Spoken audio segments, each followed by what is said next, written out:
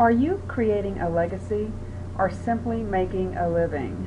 Hi, I'm Michelle Sissom, the Results Lady from DecisiveMinds.com. And recently, about 2 weeks ago, my father passed away.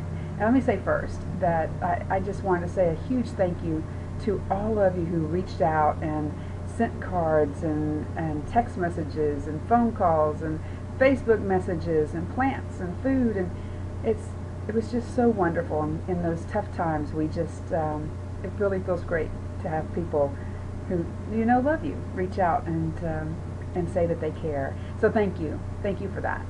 And for those of you who did not know my father, his name is Johnny Meir.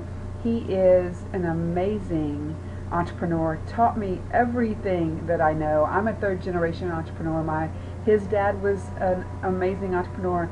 He was a fabulous entrepreneur. People used to say about my dad that he had the Midas touch, that everything he touched turned to gold. Wasn't a true statement. As entrepreneurs, we know that's not a true statement. To the outside world, it kind of looks like it, right? But what I started to notice after Dad passed away so suddenly, he was not sick, he had an accident and passed away.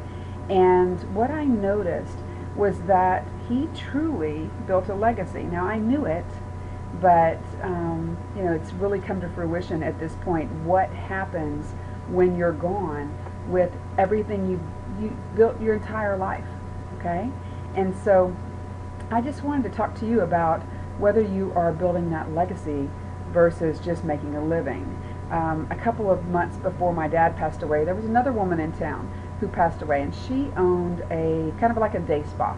It's been there for 25 years. I've been to that day spa so many times, and it was fantastic, and she was fantastic.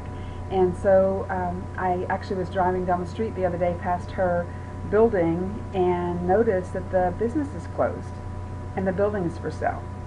And so, the problem is that she did not create something that could either be sold or passed down to the next generation, or, when she left, it ended. And so I just kind of wanted to reach out to you and say, I want you to be thinking about this. What does it look like for you to create a legacy instead of just a living? A legacy does not mean that your family takes over the business. It can mean that. And I've been blessed to have spent most of my life in family businesses. But it doesn't have to mean that. It can mean that you're building it to sell it. We also sold many of our businesses along the way.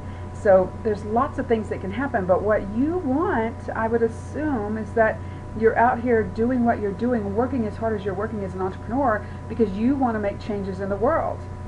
And you want those changes to continue when you're not here with us anymore. So how do you do that? I'm just going to give you a couple of quick ideas depending on what type of industry you're in, but let's just say first for those coaches and service-based professionals out there. The first thing I want you to do is just take a quick look at what is your system.